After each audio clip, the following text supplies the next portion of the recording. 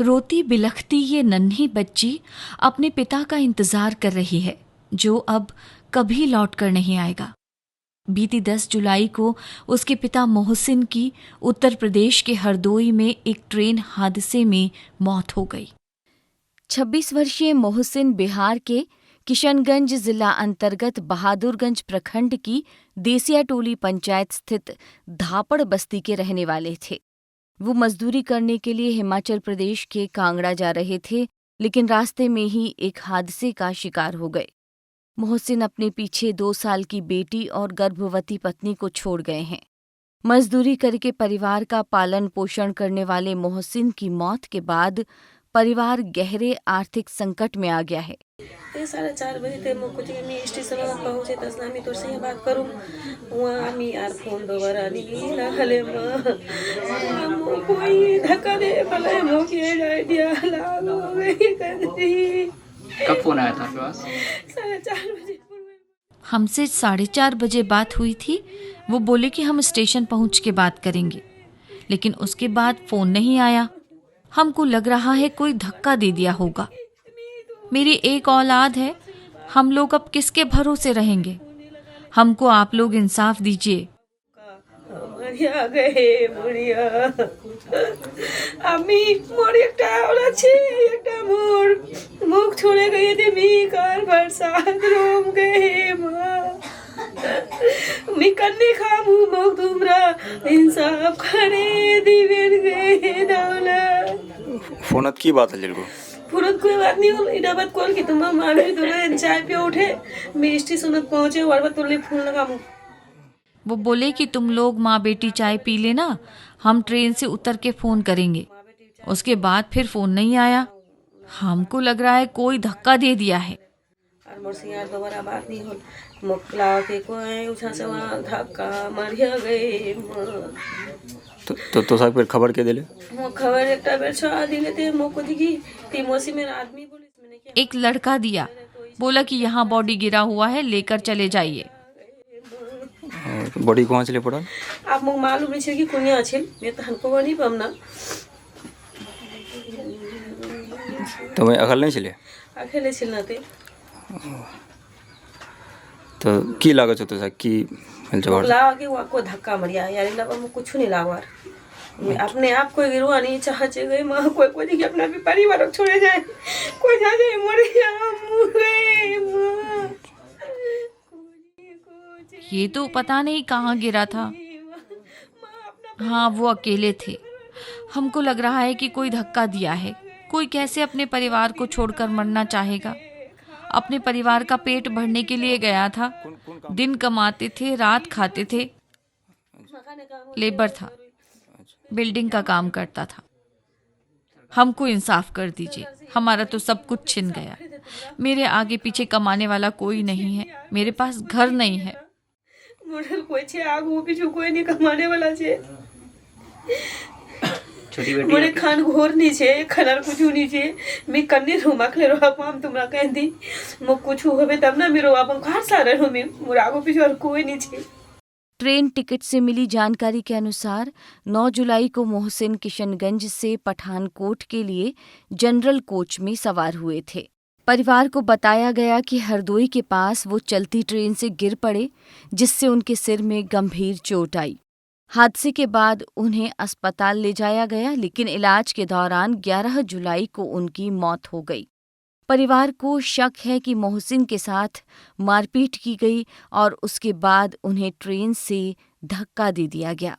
मृतक का परिवार और गांव के लोग इस मामले की निष्पक्ष जांच और उचित मुआवजे की मांग कर रहे हैं। मेरा बेटा बाहर गया, बाहर से ट्रेन से था, अब धक्का दिया कि क्या दिया है हमको पता नहीं लग गया। अब कैसे किया कैसे नहीं। इसका बीवी है, एक गोद में बच्चा है, एक डिलीवरी है, इसको कुछ मिलना चाहिए। आपके बेटे कब से बाहर काम कर रहे थे? कितने साल? जो छोटा था उसमें से बाहर निकलता था। आप अभी कहाँ जा रहे थे? दिल्ली जा रहे थे? नहीं, कहाँ?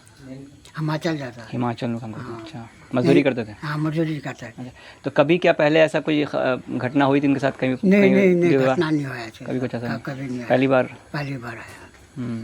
तो आप भी गए थे वहाँ पर लाने के लिए बॉडी? अच्छा। हाँ हाँ हाँ, तो वहाँ पर बात हुई पुलिस वगैरह से, क्या बोल रहा है वो लोग? बोला था कि पोस्टमार्टम हुआ, हाँ। पोस्टमार्टम करके लिखा पढ़ के दिया। अब वकील कहा कि हम दिला देंगे 10 लाख रुपया, क्या कहेंगे? 10 लाख रुपया दिला देंगे। और दिला देंगे बोला? हाँ। अच्छा अच्छा। तो आप लोग वहाँ पर हरदोई में वकील वगैरह किए हैं? वकील किए हैं? हाँ वकील कहा, अच्छा, वकील क्या बोल रहा है अभी, आगे क्या करेगा वो? कहा कि हम 10-12 दिन बाद हम यहाँ पर आएंगे। अच्छा, वो आएंगे। हाँ अच्छा, आप दोनों साथ में रहते थे?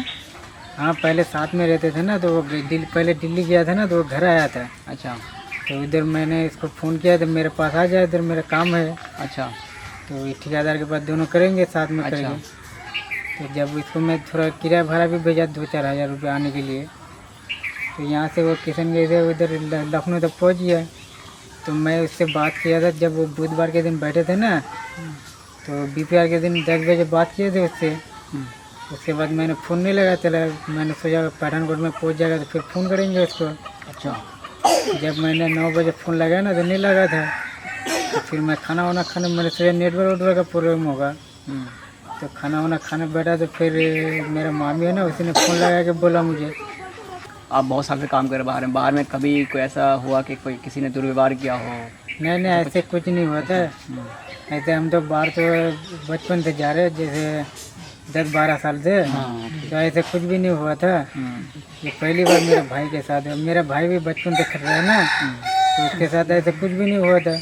मौत की खबर मिलते ही मोहसिन के पिता और गांव के कुछ लोगों ने आपस में चंदा किया और किशनगंज से हरदोई पहुंचे। वहां से एम्बुलेंस के जरिए मोहसिन का शव किशनगंज लाया गया। इसके बाद मृतक को उसकी गांव धापड़ बस्ती में सुपुर्दे खाक किया गया। स्थानीय लोगों का कहना है कि हरदोई पहुंचने पर पुलिस ने उन्हें स्पष्ट रूप से हादसे की जानकारी नहीं दी। उनका ये भी आरोप है कि कई बार मांगने के बावजूद परिवार को अब तक पोस्टमार्टम की रिपोर्ट उपलब्ध नहीं कराई गई है। सर पे चोट लगा था पीछे में, तो बर्डिंग जा रहा था। अच्छा। वहाँ पे जब कुछ नहीं हुआ तो उसको सदर अस्पताल लेके जा रहा था। जो ही सदर अस्पताल पहुँचता उससे पहले उसका इंतकाल हो गया। ये मोहसिन भाई जो हमारे थे वो जा रहे थे कमाने के लिए, ट्रेन से जा रहे थे और अचानक फ़ोन आया कि उनका बॉडी मिला है, लेके जाइए। और यहाँ गांव के लोग हमको फ़ोन किए, सबसे पहले हमारे गुड्डू भाई हैं, वो हमको फ़ोन किए कि इस तरह का बात है, ऐसा घटना हो गया है। सुनकर हमको बहुत दुख हुआ, क्योंकि हम जानते, परिवार वालों को पहले से भी जानते थे। और बहुत ही गरीब आर्थिक स्थिति ऐसा है कि आप तो घर में सब देखे होंगे कि कुछ बोलने का लायक नहीं। यहाँ तक कि बॉडी को लाने का इन लोगों के पास पैसा नहीं था, ये हाल था परिवार का। तो यहाँ के गांव के तमाम जिम्मेदार लोग और हमको बताया कि हम लोगों ने सब कोई मिल करके चंदा करके बॉडी को ला करके यहाँ पे तब उनका मिट्टी हुआ। ये स्थिति है परिवार की। और एक जी एक आदमी कमाने वाला, घर को चलाने वाला, एक बेटी उनका 2 साल की, 2 महीने की प्रेग्नेंट हो मेरी बहन। और ये आर्थिक स्थिति है कि मतलब कि उनका घर का चूल्हा एक टाइम कैसे जलेगा, इस पर मतलब सोचने वाली बात है। जुमा के दिन सुबह इत्तला हुई वहाँ के आरबीएफ वाले से, यहाँ पे जिला किशनगंज, थाना बहादुरगंज, पोस्ट मेहरगंज के निवासी हैं, जो धापड़ बस्ती के हैं। आधार कार्ड से उसने जांच पड़ताल करके वो फ़ोन लगाया उसके मोबाइल से उसकी वाइफ को, आपके हस्बैंड यहाँ पे एक्सीडेंट हो गया है ट्रेन हादसे में, आप इसका बॉडी को लेके जाइए घर। तो जब गांव इसकी बीवी ने हमको इत्तला दी तो हम आरबीएफ वाले को फिर दोबारा कॉल किए। उसने बताया, तो जब हम आरबीएफ वाले ने ये बताया कि रेलवे पटरी के पास हमने उसको मिलने के बाद वो जिंदा था उस वक्त। उसको हॉस्पिटल लेके गया, हॉस्पिटल ले आते उसका डेथ हो गया। सदर हॉस्पिटल ले आते उसका डेथ हो गया। डेथ होने के बाद सदर हॉस्पिटल में उसको छोड़ दिया गया। छोड़ देने के बाद हम आरबीएफ वाले को बोले ठीक है हम आ रहे हैं वहाँ पे। हम लखनऊ गए, वहाँ पे देखे तो बॉडी का स्थिति बहुत ख़राब था। ना हॉस्पिटल में उसको सही सुविधा दिया था, ना कुछ दिया था, बर्फ़ वगैरह कुछ का इंतजाम नहीं था। बाहर बरंडे में उसको ऐसी फेंक के रखा हुआ था। हम लोग गए वहाँ पे, बर्फ़ डाल के हम लोग उसको इत्मीनान से उसको सही करके रखे। बाकी हम लोग फिर पेपर बनाने में लग गए। वहाँ के कुछ नेतागण आदमी थे हम लोग के साथ, जो हम लोग का मदद भी किए। मदद करने के बाद वहाँ का एक वकील था, वकील से हम लोग संपर्क करके, हाँ हरदोई में संपर्क करके उससे हम लोग फाइल वगैरह तैयार किए। उसके बाद पोस्टमार्टम के लिए हम लोग लेके गए। पुलिस के बात वहाँ पे 2 तरीके हैं। एक कहते थे जब हम लोग ले उठाने गए तो जिंदा था, और एक कह रहे थे मर गया था। अच्छा, पोस्टमार्टम में क्या आया है, क्या लिखा गया है? पोस्टमार्टम रिपोर्ट हम लोग ने मांगे तो वहाँ का वकील जो था, वकील ने अपने कब्जे में लिया। वो पोस्टमार्टम बोले हम इसको कुछ मुआवजा दिलाएंगे जिसके कारण हमको दीजिए। हम लोग को वहाँ का जो नेतागण था वो लोग मिल के वहाँ पे पोस्टमार्टम रिपोर्ट ले लिया।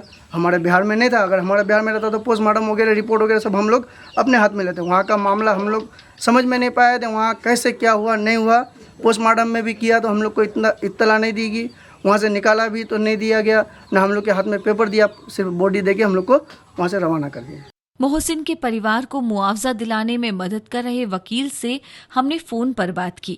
उन्होंने बताया कि मोहसिन की मौत की खबर उन्हें एक स्थानीय नेता से मिली थी, जिसके बुलाने पर वे लखनऊ से हरदोई पहुंचे।